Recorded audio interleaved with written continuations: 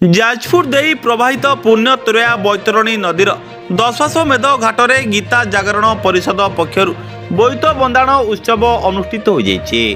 परिषदर सभापति प्रतिमा करंक सभापतित्व अनुष्ठित ଏହି उत्सव जाजपुर विधायिका सुजाता साहू मुख्य अतिथि भावे जोगदे आनुष्ठानिक भावे उद्घाटन करथिले। अन्यतम अतिथि भावे जाजपुर पौरपालिकार अध्यक्षा रंजुलता होता मुख्य वक्ता भावे राष्ट्रपति पुरस्कार प्राप्त शिक्षक पंडित भूपति भूषण मिश्र वरिष्ठ शिक्षाविद वैकुंठनाथ पति प्रमुख जोगदे अतीतर नौ वाणिज्य परंपरा संपर्क में आलोकपात करथिले। एही अवसर में जिला स्तरीय बोईत बंदाण कार्यक्रम अनुष्ठित होइतिला।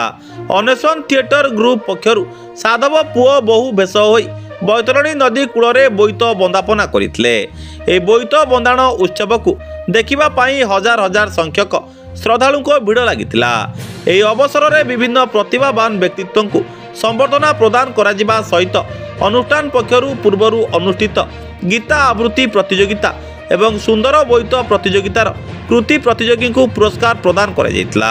जाजपुर सोमनाथ साहू को रिपोर्ट, सूर्यास्त न्यूज। ना गौतम विकास महांती ऐश्वर्य माने स्वर्ग प्राप्ति है लगू जेहेतु आमर ये गोटे पवित्र परंपरा ये परंपरा मोर तृतीय पाली मुझे माने साधव पुओ भूमिका अवतीर्ण कर ईश्वर को आशीर्वाद जिन सुजोग मिले। गीता जागरण बहुत से आध्यात्मिक भर काम कर बहुत भी सोशल वर्क भी कर आध्यात्मिक काम कर।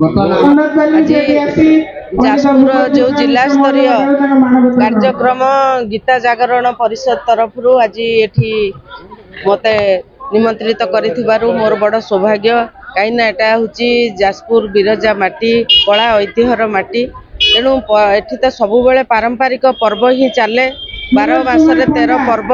तेणु आज जो धार्मिक मास कार्तिक मास आम समस्ते ए मास को धार्मिक मास बोली समस्ते मानती। प्रत्येक परिवार प्रत्येक घर रे याकु पालन करती। आज जो बोईत उत्सव एठी पालन कराई पारंपरिक पर्व को बंचे रखिया पाई साधव पुओ माने विदेश करी जाती धनरत्न आणती निज परिवार निज समस्तंकर एटा तांको ऊपर गोटे आशीर्वाद थाए जहाँकि माँ मंगला एटी समस्ते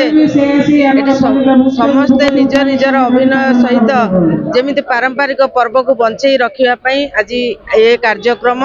तेणु आज ये कार्यक्रम एटी सभापति अछंती प्रतिमा कर महोदय आम गहन उपस्थित एटी पंडित भूपति सार महोदय वैकुंठ शिक्षाविद वैकुंठ सार महोदय जाजपुर पौराध्यक्षा महोदय समस्ते ए उद्घाटन उत्सव उपस्थित अछंती। तेणु आज ये कार्यक्रम को जे अनुष्ठित करुचंती ये पारंपरिक को बंचे रखिया पाई ताकु मध्य मो तरफ मु कृतज्ञता ज्ञापन करुची।